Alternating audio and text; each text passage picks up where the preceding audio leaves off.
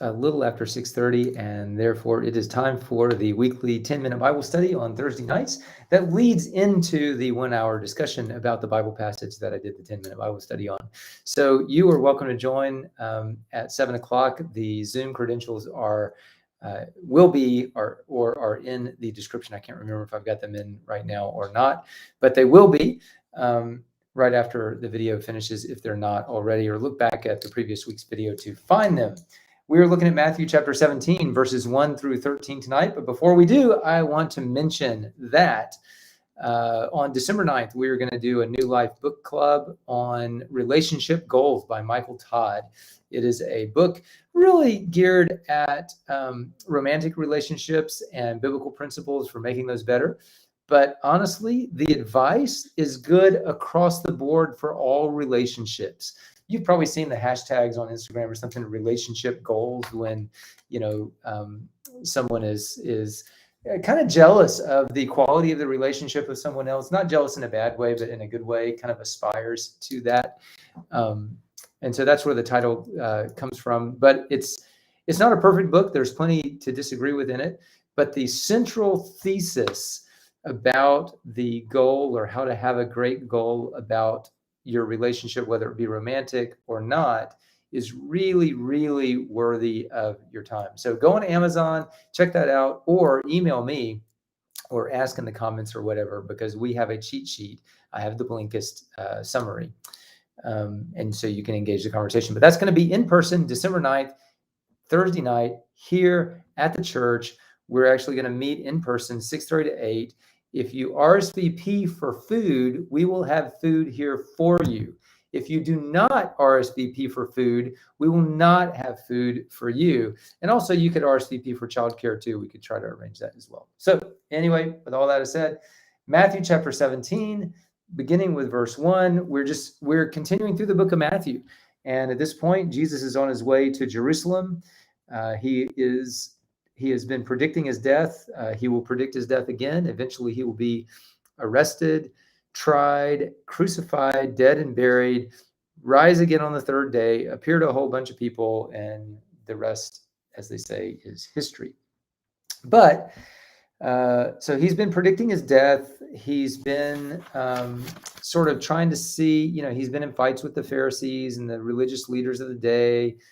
He's had Peter understand who he is, name him as the Messiah, but clearly didn't understand what that meant. And then chapter 17 begins in a really interesting way. It says, beginning with verse 1, after 6 days, and that's after 6 days of talking about his impending death, of trying to teach his disciples, of doing miracles and all that kind of stuff. After 6 days, pretty intense days, Jesus took with him Peter, James, and John, the brother of James, and led them up on a high mountain by themselves. And I think this is fascinating, because have you ever taken a religious retreat?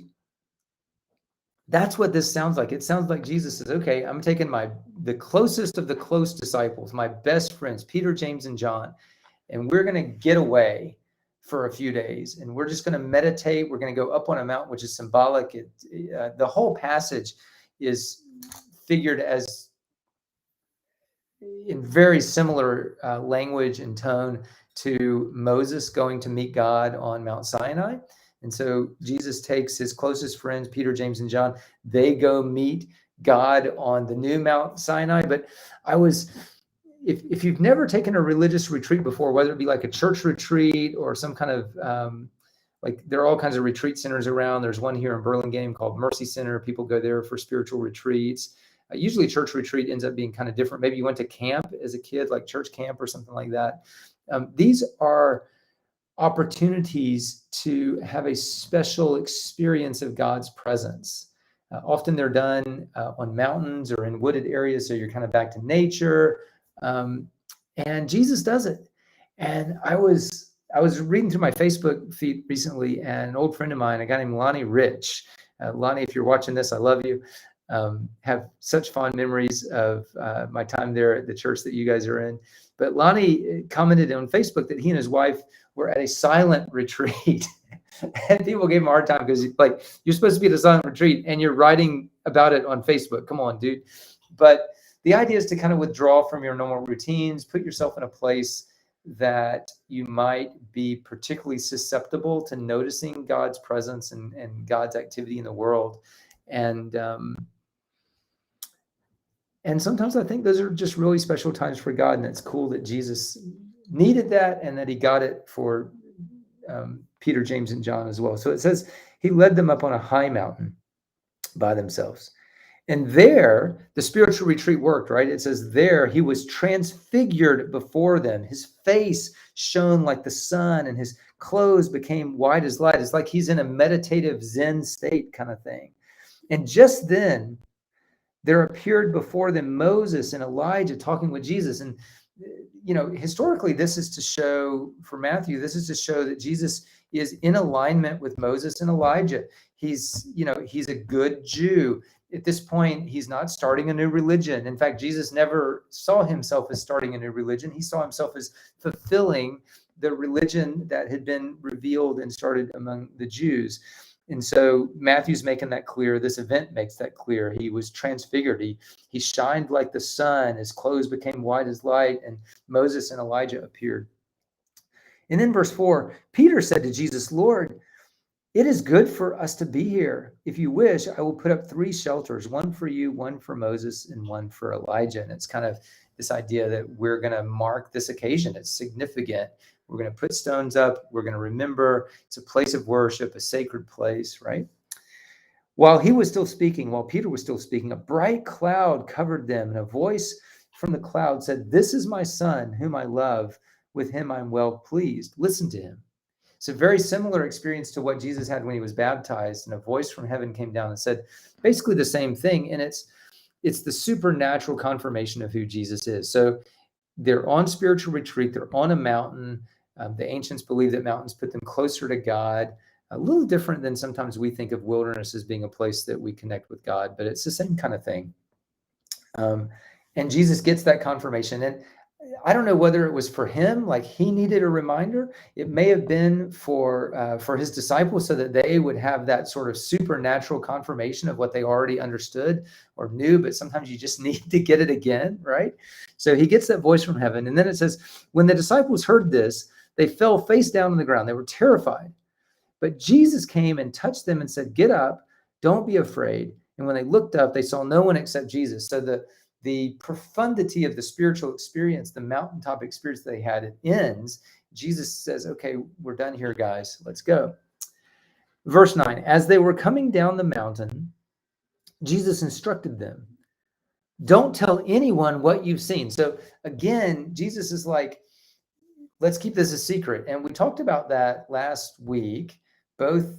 I talked about it in the video, and then additionally, we talked about it in the discussion. And the more I think about it, the more convinced I am that the secret is because he knows his disciples don't yet understand what all this means. Like when Peter says, "You're the Messiah," and Jesus says, "Okay, now keep quiet." And the next scene is Peter saying to Jesus, "You're wrong. I'm not going to let you die." And Jesus is like, "You're missing the whole point. Like the Messiah has to suffer. You don't understand what this means. And so that's why you need to shut up about it."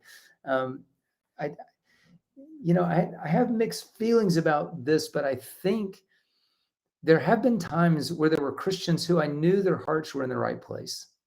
I knew they loved the Lord and I knew they loved people, but they didn't understand the ways of the Lord enough. And I just wish they would have been more quiet about their faith, because when they spoke about it too outwardly, when they boasted about it or whatever, they had their character development within Christianity, their understanding of what Jesus is all about had not caught up with their zeal.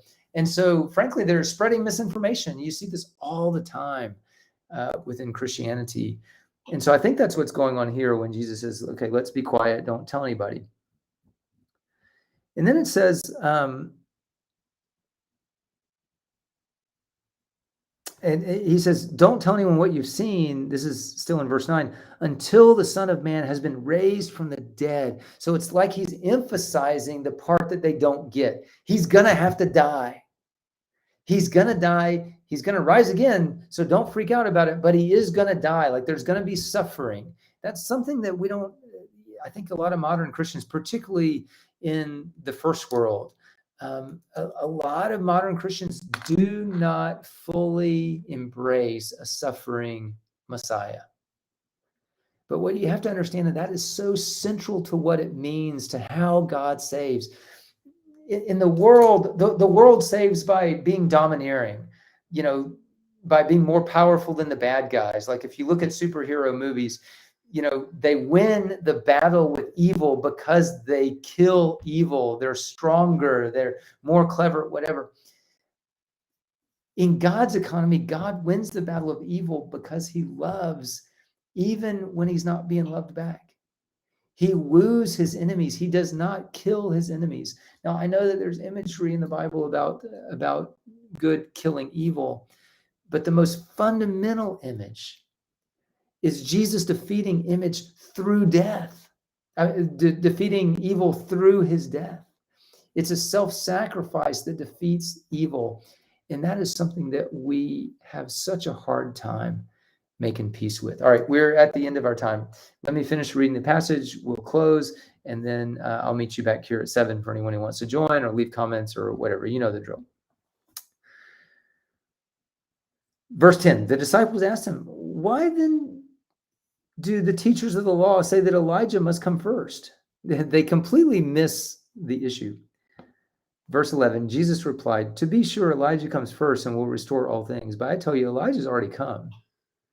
They didn't recognize him, but have done to him everything they wished. In the same way, the Son of Man, he's referring to himself, is going to suffer at their hands. And then the disciples understood that he was talking to them about John the Baptist. John the Baptist was Jesus, Elijah. Anyway, there's a lot in that. I tried to bring to light some of the cool things. We are way over the 10 minutes for the 10-minute Bible study. We're a little over 12 minutes. So God bless. Again, I'm going to put the Zoom credentials in the description if they're not already there. And maybe I'll see some of you guys in a few minutes at 7 when the Zoom comes up.